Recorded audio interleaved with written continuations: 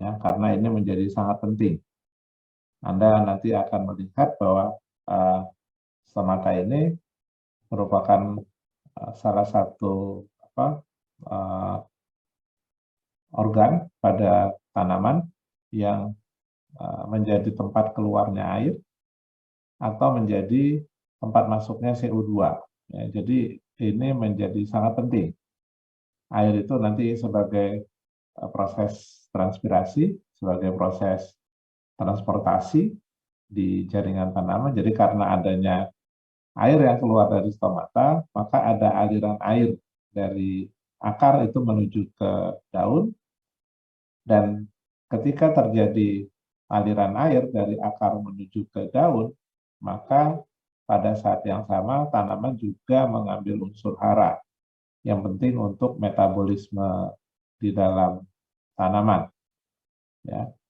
Itu yang pertama. Yang kedua, CO2 ini menjadi sangat penting karena CO2 ini menjadi sumber karbon untuk tanaman. Ya, tanaman itu satu-satunya makhluk hidup yang mampu menggunakan karbon anorganik, yaitu CO2, dan itu nanti akan difiksasi, kemudian akan direaksikan sedemikian rupa di dalam proses metabolismenya yang disebut dengan fotosintesis, sehingga nanti terbentuk karbon organik.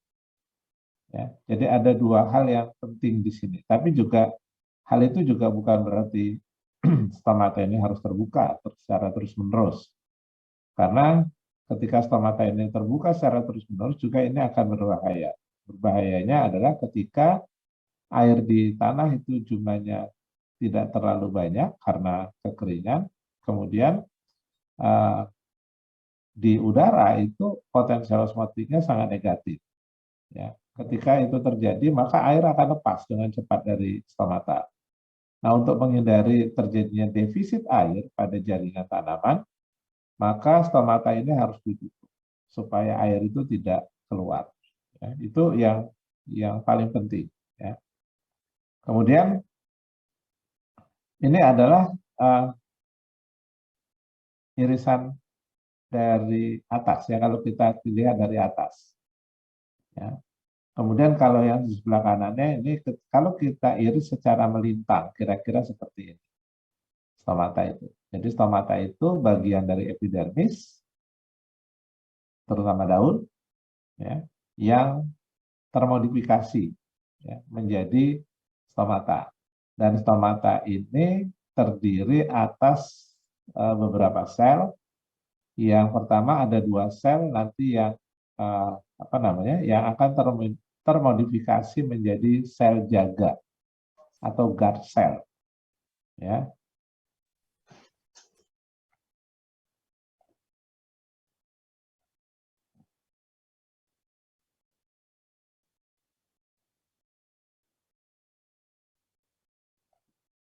Nah, jadi stomata itu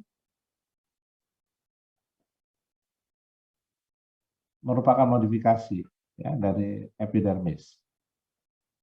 Dan ketika dia termodifikasi itu, maka bentuknya nanti dan fungsinya itu menjadi berbeda dengan epidermis yang lain. Ya.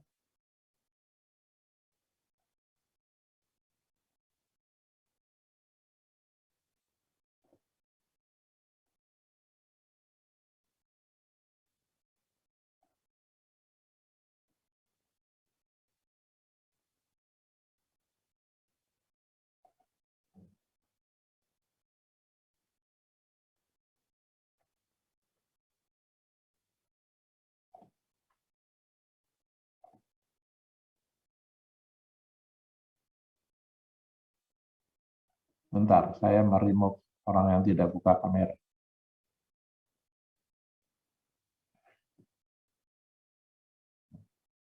Jadi saya ulangi lagi, ini 2 sel dari epidermis yang termodifikasi menjadi sel jaga. Ya, dan kenapa saya bilang termodifikasi? Karena sel ini nanti bagian ujung-ujungnya itu akan saling berlekatan. Ya, bagian pinggirnya itu juga berdekatan dengan sel lain, tapi yang istimewa adalah bagian ujung ini. Sedangkan bagian tengahnya itu tidak saling melekat. Ya. Jadi ini keistimewaannya. Dan kenapa demikian? Karena ini nanti yang akan berfungsi untuk mekanisme apakah stomata itu terbuka atau stomata itu menjadi tertutup. Ya. Jadi ini yang sangat istimewa. Dan kalau kita lihat dari irisan melintang ini sel jaga itu, ini sel jaga. Kemudian ini yang disebut dengan sel tetangga, ini disebut dengan sel tetangga atau disebut juga dengan aksesori sel. Ya, jadi sel jaga itu berhubungan dengan aksesori sel, tapi tidak berhubungan, setengahnya tidak berhubungan itu dengan sel tetangga yang satu lagi. Ada dua, ya.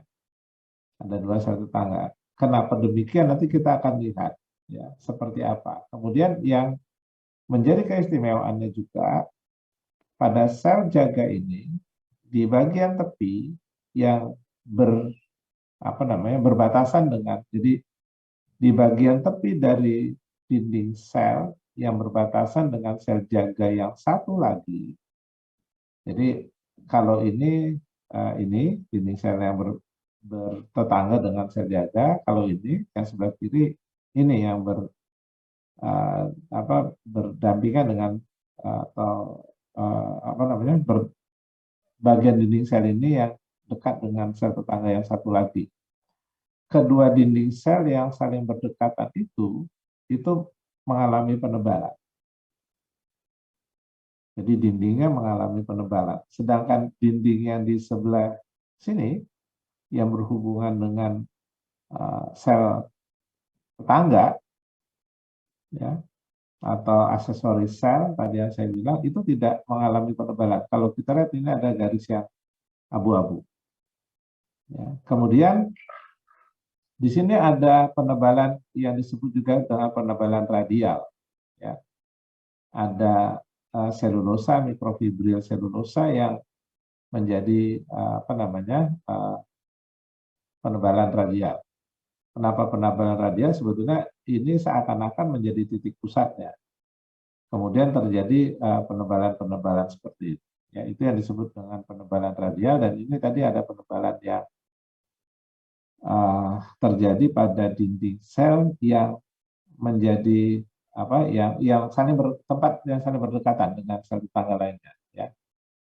Jadi ini penebalan di sini, kemudian ada penebalan radial, di sini ada penebalan radial. Ya. Dan ini yang tadi saya bilang, keduanya akan saling melekat di bagian ujung-ujungnya. Ya. Kenapa demikian? Kita lihat nanti di sini. Ya. Jadi ini posisi sel jaga secara skematis. Ya. Ketika stomata itu tertutup, maka kedua sel ini akan saling merapat. Ketika dia saling merapat, dan di sini menjadi tidak terbentuk celah. Ya. Dan keadaan ini itu keadaan di mana sel jaga itu tertutup, atau kita mengatakan stomata itu dalam keadaan tertutup. Ya. Jadi di sini yang menjadi ciri bahwa stomata itu tertutup adalah kedua sel jaga ini saling merapat. Sedangkan ketika stomata itu terbuka, ya, maka di antara sel jaga yang tadi tidak saling melekat, hanya bagian ujung-ujungnya, ini dia akan bergeser, saling menjauh. Ya, bergeser saling menjauh ini itu akan berakibat terbukanya celah atau terbentuknya celah. Dan ketika terbentuknya celah ini, maka kita mengatakan stomata itu terbuka. Ya. Kenapa dia bisa melengkung seperti ini. Kenapa dia bisa membuat celah seperti ini? Sebetulnya ini yang saya katakan bahwa Anda harus paham tentang potensial osmotik. Anda harus paham tentang tekanan turgor. Jadi kalau tidak paham, maka Anda tidak akan pernah tahu. Ya. Dan saya akan menjelaskan bahwa ketika sel jaga ini turgor, ya, sel jaga ini turgor, maka di sini ada tekanan osmotik. Ada tekanan terhadap apa? Osmotik itu. Ketika turgor.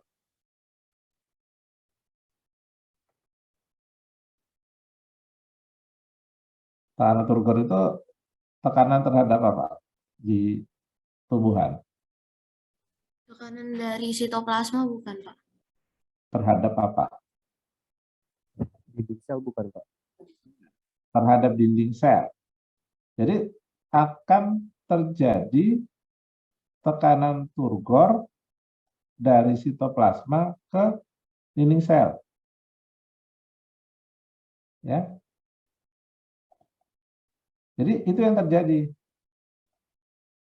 Terjadi tekanan turgor di sini terhadap dinding sel. Saya kembali ke awal.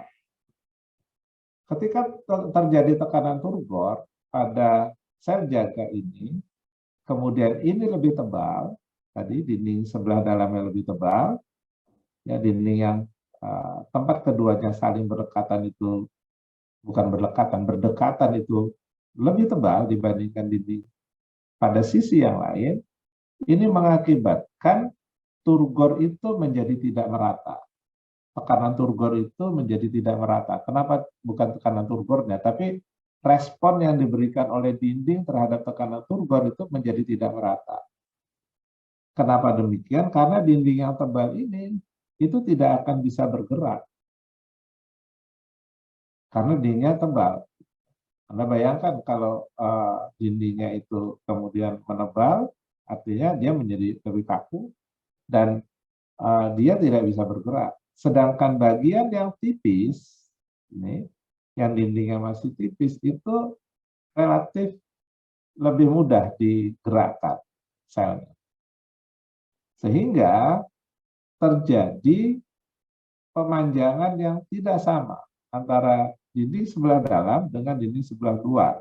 Ya, ini juga dinding sebelah dalam dengan dinding sebelah luar.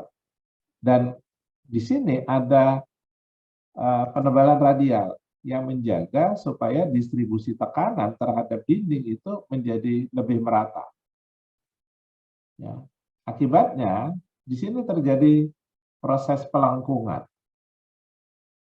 Ya, pada sel jaga yang di sebelah kiri maupun pada sel jaga yang di sebelah kanan terjadi proses pelengkungan. Dan pelengkungan itu karena bagian ujung-ujungnya itu terikat, maka pelengkungan itu akan membentuk celah.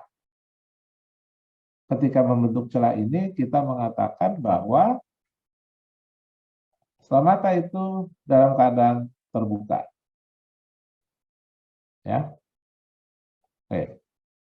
Jadi ketika sel jaga itu turgor, maka akan menimbulkan tekanan terhadap dinding. Karena dindingnya tidak sama tebal antara dinding yang di sebelah dalam, dinding yang berbatasan, dengan dinding yang di sebelah luar, nih, maka terjadi efek pelengkungan pada sel jaga. Dan ketika terjadi pelengkungan ini, maka terbentuk celah. Dan ketika terbentuk celah itu, kita mengatakan sel jaga itu terbuka. Ya.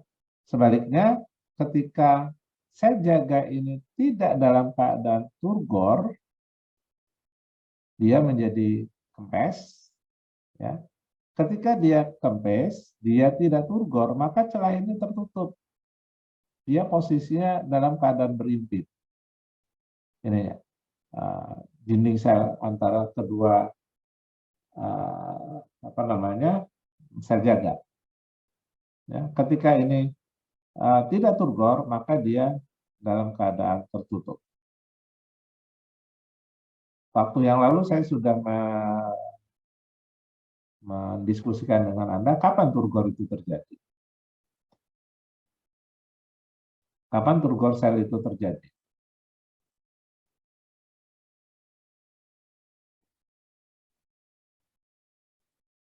Kapan? Ketika sitoplasma sudah penuh, bukan Pak? Iya, kenapa? Kenapa sitoplasmanya menjadi penuh?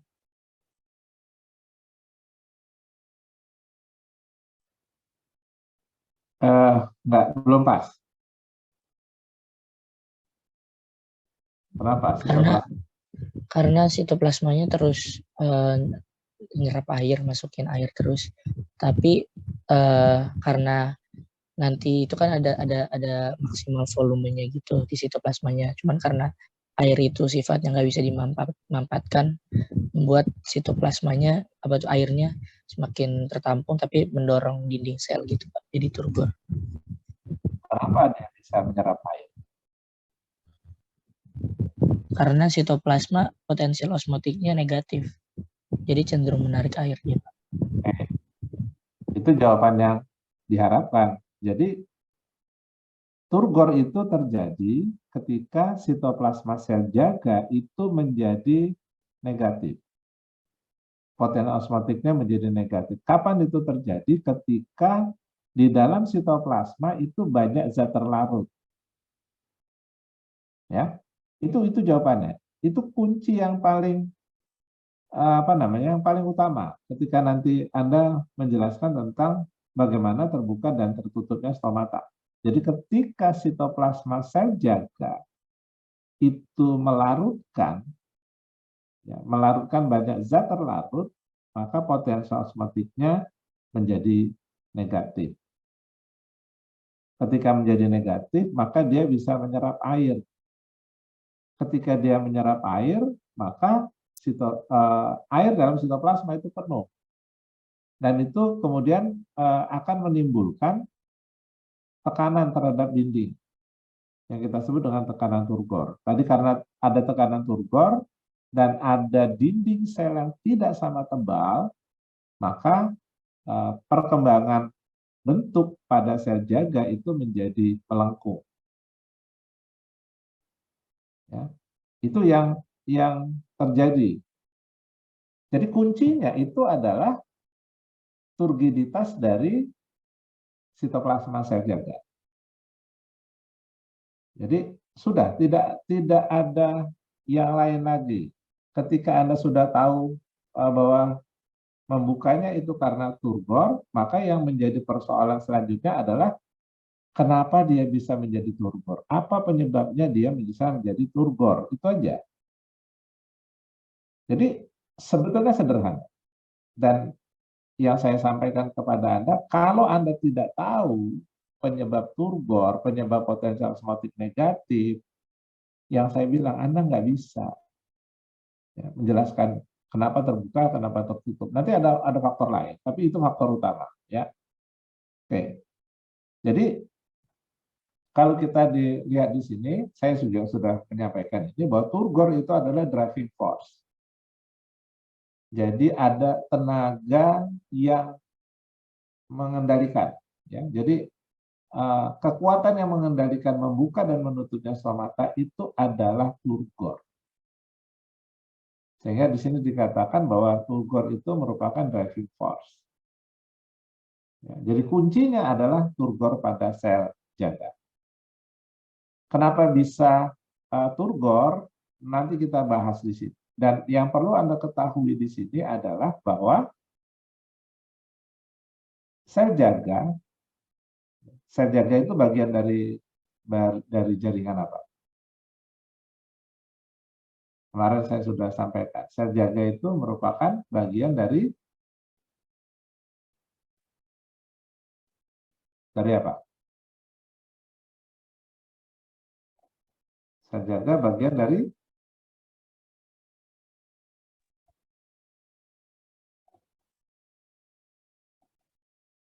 apa sel jaga?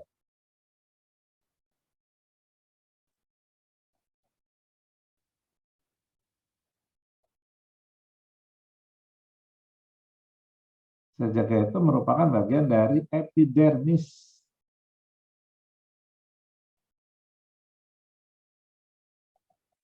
Ya. Jadi jangan lupa bahwa itu epidermis. Jadi sel jaga ini merupakan bagian epidermis. Tapi ada yang istimewa dari sel jaga. Istimewanya selain yang tadi yang saya sudah sampaikan, bahwa ujung-ujungnya melekat, kemudian ada penebalan tidak seimbang pada sel jaga. Ya. Yang lebih istimewa lagi di sini adalah bahwa sel jaga itu adalah satu-satunya sel pada epidermis yang memiliki kloroplas. Jadi sel jaga ini adalah satu-satunya sel epidermis yang punya kloroplas. Epidermis lainnya tidak punya kloroplas. Itu nanti juga menjadi kata kunci ketika Anda mau menjelaskan tentang bagaimana stomata itu bisa terbuka dan bisa tertutup. Ya. Nanti teorinya terkait dengan kloroplas. Nah, teori-teori tentang membuka menutupnya kloroplas, yang pertama teori fotosintesis. Ya. Tadi saya sudah menyampaikan bahwa kloroplas sel jaga itu merupakan satu-satunya sel epidermis yang memiliki kloroplas. Ya, jadi sel jaga itu satu-satunya sel epidermis yang punya kloroplas. Kalau dia punya kloroplas berarti dia bisa melakukan proses apa? Fotosintesis. Fotosintesis. Dan ketika dia melakukan fotosintesis, hasilnya itu gula, glukosa atau sukrosa. Glukosa dan sukrosa itu di pertemuan sebelumnya, ketika kita membahas tentang molekul biologi, adalah molekul yang larut dalam air. Jadi gula itu larut. Tapi kalau tepung tidak. Anda sudah diberitahu bahwa itu berbeda sifat fisik maupun kimianya. Ya, ketika sel jaga melakukan proses fotosintesis, maka dihasilkan gula. Dan gula itu larut. Kalau gula itu larut, apa yang terjadi?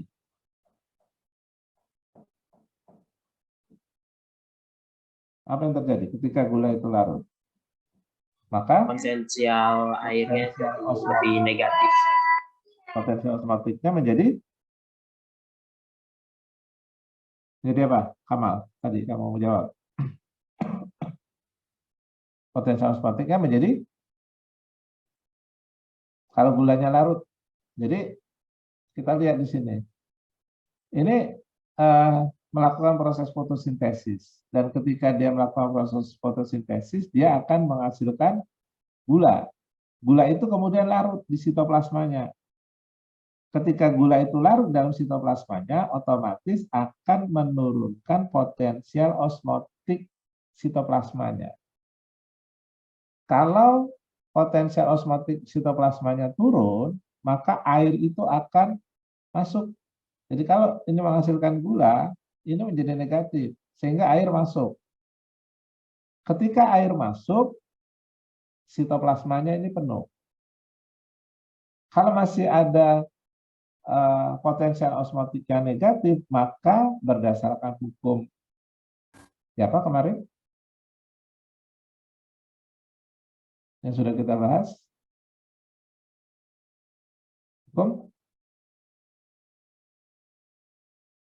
Hukum kolom, Pak. Kolom. Iya, aksi reaksi. Siapa itu hukum siapa? Hukum Newton 3.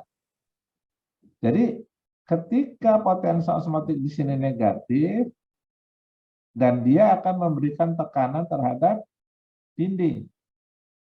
Ya, jadi ada aksi dan reaksi itu. Jadi ketika dia menjadi negatif, dia juga akan memberikan tekanan terhadap dinding.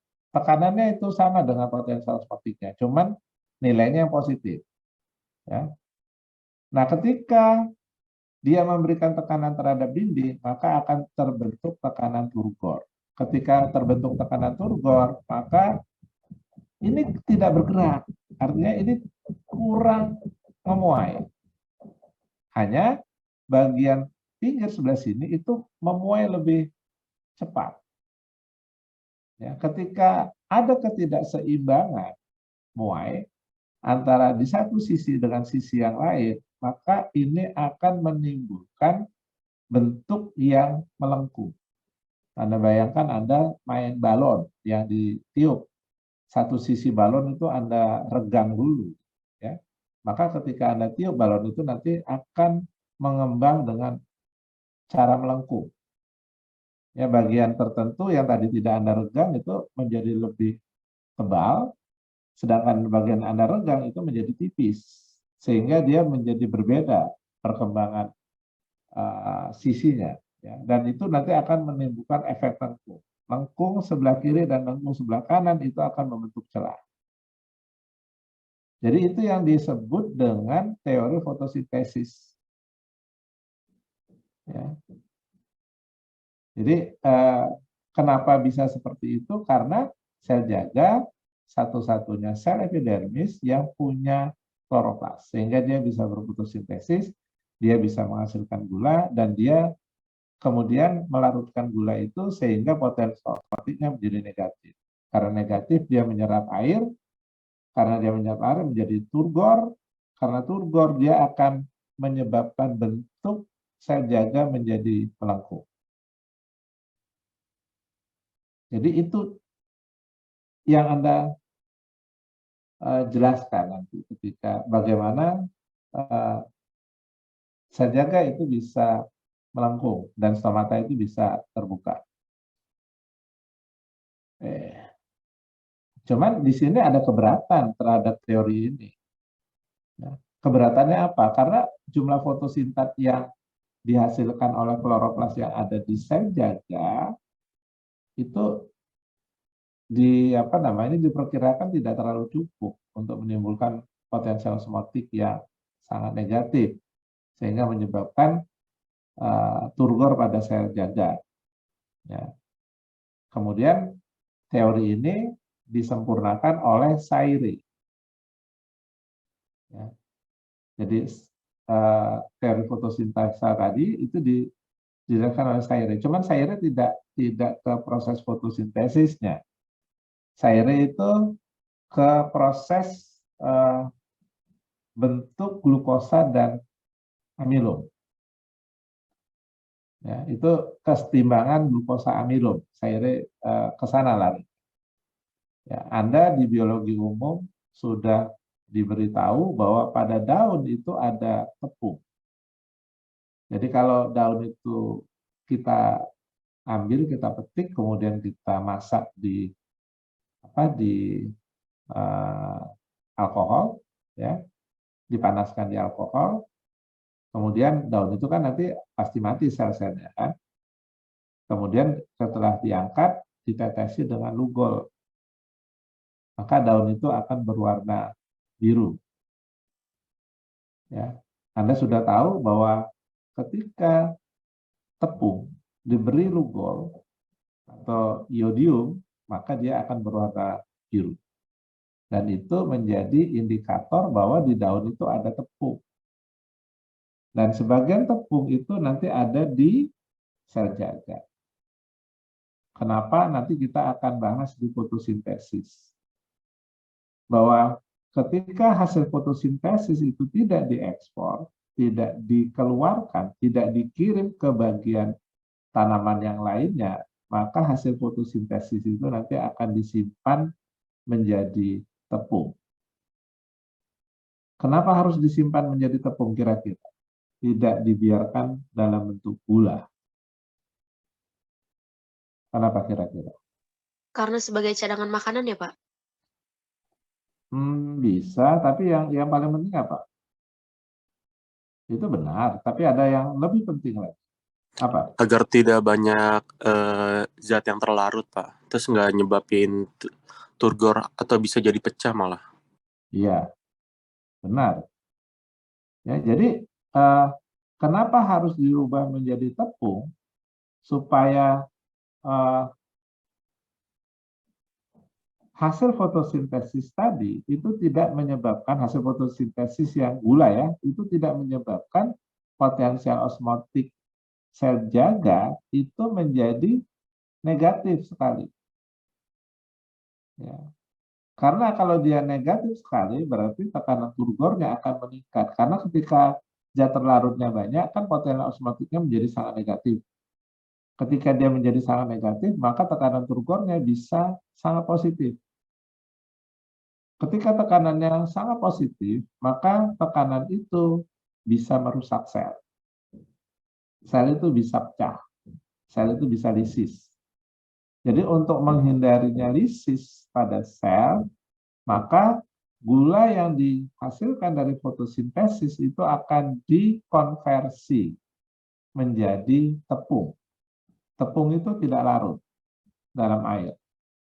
Karena dia tidak larut, maka dia tidak menyebabkan potensial osmotik. Ketika tidak menyebabkan potensial osmotik, maka dia juga tidak akan menyebabkan tekanan turgor. Ya. Oke. Jadi itu yang disampaikan oleh Sairi. Bagaimana teorinya? Ini ada kesetimbangan pati glukosa. Ya. Ini ada pati, ada glukosa. Dia bisa berubah menjadi pati atau dia bisa terurai kembali menjadi glukosa. Faktornya apa? Faktornya itu adalah pH lingkungan, pH sitoplasma. Ketika pH sitoplasma itu asam, ya, ketika pH sitoplasma asam, maka semua glukosa, ya, semua glukosa itu akan diubah menjadi pati. Jadi glukosa yang dihasilkan dari fotosintesis akan diubah menjadi pati. Tapi ketika basah, maka pati akan diuraikan menjadi glukosa. Ini kesetimbangan reaksinya. Ya. Dan reaksi ini sangat dipengaruhi oleh pH. Kalau pH-nya basah, maka dia bergerak ke kanan. Kalau pH-nya asam, dia bergerak ke kiri.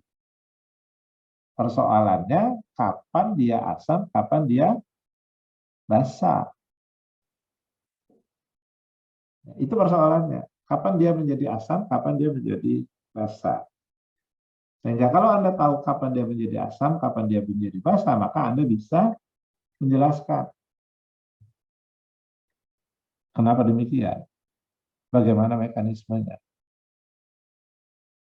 Ya, kira-kira kenapa dia menjadi asam?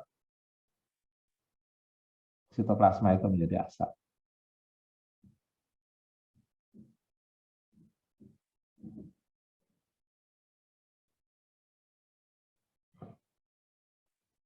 Kapan? Nih,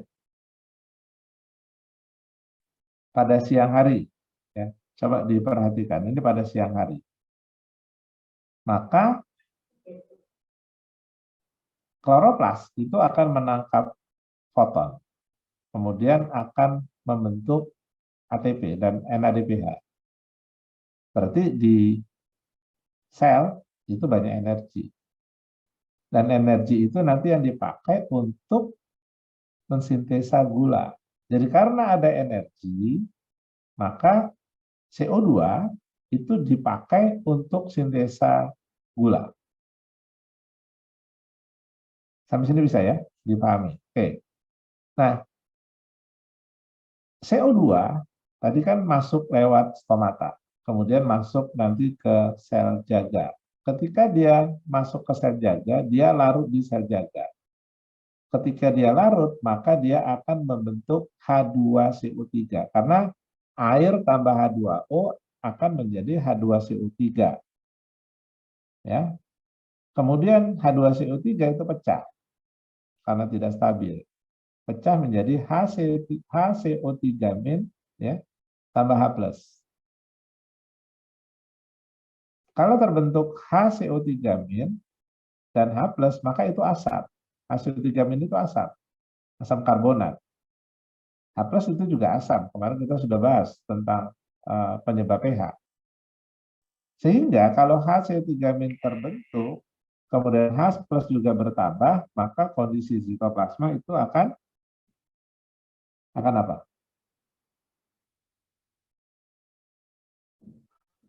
Akan asam. Tapi kalau siang hari, kan hasil 3-aminnya dipakai kan? Dipakai untuk fotosintesis. Sehingga jumlah HCO3- di sitoplasma sel jaga itu bertambah atau berkurang?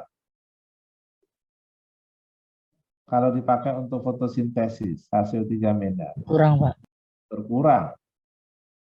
Artinya asamnya berkurang di sel jaga. Kalau asamnya berkurang berarti kondisi sel jaga basah atau asam? Basah, Pak. Basah. Sampai sini bisa ya? Nah, ini yang tadi saya katakan, ketika dia basah, maka reaksinya akan bergerak ke Kanan. kanan. Ketika reaksinya bergerak ke kanan, maka yang terbentuk apa? Terbentuk glukosa. Glukosa. Pati ini terurai menjadi glukosa. Kalau terbentuk glukosa, potensial osmotiknya negatif atau positif? Negatif, Pak. Negatif. Kalau dia negatif, stomatanya terbuka atau tertutup? Terbuka, Pak. Nah, jadi itu sebabnya kenapa stomata terbuka pada siang hari dan tertutup pada malam hari. Sebaliknya, kalau malam hari, HCO3- ini dimanfaatkan tidak?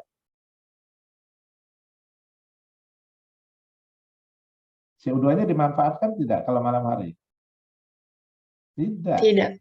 Karena tidak ada fotosintesis, tidak ada reaksi fotosintesis. Sehingga HC3- ini jumlahnya banyak ya, di dalam sel jaga. Kalau ini banyak, kondisinya Basah. Banyak. Asam. asam. Ya, kalau ini banyak, kondisinya asam. Dan reaksinya akan bergerak ke Kiri. kiri. Glukosa yang ada akan dibentuk menjadi pati. Pati ini larut tidak? Tidak. Tidak. Ketika dia tidak Tidak. larut, potensial osmotiknya lebih positif. Kalau potensial osmotiknya lebih positif, sitoplasmanya turgor tidak? Tidak, Pak. Tidak, Pak. Kalau sitoplasmanya tidak turgor, maka sel jaganya akan Menutup, Pak. Tertutup. tertutup. Sampai sini bisa ya? Kenapa terbuka dan tertutup? Oke. Kemudian ada teori lain yang dikemukakan oleh Fujino. Ya. Fujino ini orang Jepang dan dia mengemukakan bahwa membuka menutupnya stomata itu disebabkan oleh kalium. Konsentrasi kalium pada sel jaga. Kalium ini adalah ion. Dia bisa keluar masuk ke sitoplasma dengan mudah. Ya. Oke. Jadi Fujino itu mengukur kadar kalium pada stomata yang sedang terbuka dan mengukur kadar kalium ketika stomata dalam keadaan tertutup. Dan dia menemukan bahwa ketika stomata itu tertutup, kaliumnya rendah, cuma 100 milimolar. Tapi ketika stomata itu terbuka, kaliumnya meningkat 400 sampai 800 milimolar. Sehingga Fujino itu berasumsi penyebab membuka dan menutupnya stomata itu adalah konsentrasi kalium pada sel jaga. Ini dari percobaan dia dapat. Ya. Tapi kan percobaan itu harus diuji, benar tidak kan? Ya, oke. Jadi ini apa namanya? Ini hipotesisnya Fujino. Kemudian Fujino mendemonstrasikan bahwa teorinya itu benar. Jadi dia mengambil sayatan epidermis yang tertutup, ya, kemudian diletakkan pada larutan buffer KCl, ya, kalium klorida. Ketika kalium klorida ini masuk ke dalam larutan, dia jadi apa? Jadi itu Pak, ion sama kation sama anion, Ya, kationnya apa? K+. H+, dan anionnya Cl-. Jadi di larutan itu banyak sumber K+. Itu bisa ya. Jadi Fujino memasukkan epidermis yang stomatanya tertutup ke larutan buffer KCl.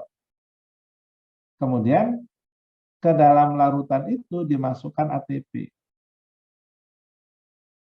Ya, dengan serta-merta kemudian stomatanya terbuka. Ya, stomatanya terbuka, dan terbuka itu lebih cepat terjadi pada kondisi terang. Ya. Jadi bukan karena fotosintesis, jadi karena ada kalium. Sehingga kemudian Fujino menyimpulkan bahwa untuk memasukkan kalium itu dibutuhkan ATP. Karena kita tahu pengangkutan lewat membran adalah pengangkutan aktif, ya. Kemudian karena di sini juga cahaya akan mempercepat pembukaan, Fujino mengatakan bahwa cahaya itu merupakan trigger pemompaan kalium. Ya, jadi di situ belum ada fotosintesis. Jadi karena tadi kan gelap, terbuka, tapi terbukanya makin cepat ketika diberi cahaya. Jadi belum ada efek asam atau basa di situ. Ya, ini teori Fujino. Nah, kemudian ternyata Cl juga diserap. Ketika K itu diserap, kalium itu diserap, maka Cl itu juga diserap. Untuk apa? Karena ketika K diserap masuk ke dalam sitoplasma, maka sitoplasmanya kaya sama K+. Ya, ketika dia kaya dengan K+, maka muatannya menjadi tidak seimbang antara di dalam dan di luar. Di sel jaga itu muatannya positif, tapi di sel di sel tetangganya atau di aksesori sel tadi itu muatannya negatif. Situ banyak negatif. Sehingga ini K masuk itu diikuti dengan pemompaan Cl juga. Dan ini dibuktikan dari percobaan pada tanaman alium, pada bawang-bawangan. Ya. Nah, Cl ini mungkin tidak cukup untuk mengimbangi K yang ada di dalam di dalam sel jaga tadi. Dan untuk mengimbangi muatan negatif pada K tadi, maka tanaman kemudian juga menghasilkan asam organik yang namanya malat. Malat ini punya muatan 2-min.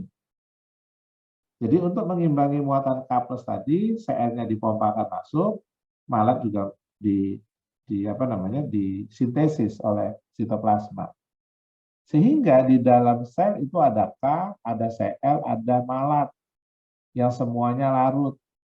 Ketika K larut, Cl larut, malat larut, maka potensial osmotik sel jaga itu menjadi negatif. Dan negatifnya itu tadi yang membuat sel jaga menjadi turgor.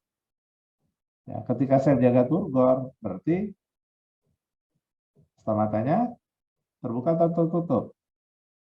Terbuka. Terbuka. Gitu. Jadi itu yang membuktikan bahwa teori Fujino itu juga benar. Ya, malat itu disintesis melalui hidrolisis tepung. Ya, ini malat nanti kita akan lihat di respirasi. Anda sudah belajar biokimia. Bahwa malat itu nanti terdapat pada siklus Krebs, ya. Dan ini yang menyebabkan potensial osmotik menjadi negatif. Ya. Dan nanti ketika kita menjelaskan fotosintesis, maka semua teori itu akan mendukung bagaimana stomata itu bisa terbuka. Ya. Oke. Nah, di sini diaktifkan oleh cahaya biru, ya. Jadi pompa tersebut diaktifkan oleh fotoreseptor yang sensitif terhadap cahaya biru. Jadi tadi kalau matahari itu cahayanya putih, tapi kalau diuraikan maka ada panjang gelombang biru, ya. Dan biru itu nanti yang akan mengaktifkan fotoreseptor untuk pengangkutan kalium. Oke. Saya beri tugas, ya, untuk untuk dikumpulkan pada hari Jumat. Nanti ketua kelasnya dia yang mengumpulkan. Anda membuat penjelasan bagaimana stomata itu bisa terbuka. Anda harus menggunakan kalimat sendiri. Ya. Nanti dibuat dalam bentuk, terserah mau dalam bentuk Word, mau dalam bentuk PDF, tapi kumpulkan ke ketua kelasnya supaya dikirim ke saya nanti menjadi satu file. Ya. Untuk tugas dikumpulkan hari Jumat. Ya. Oke, kita sampai sini dulu. Ada pertanyaan sebelum saya akhiri pertemuan kita?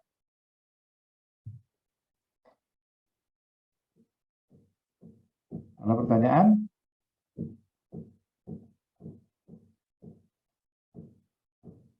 Tidak ada pertanyaan? Kalau tidak ada pertanyaan, saya akhiri pertemuan hari ini. Tolong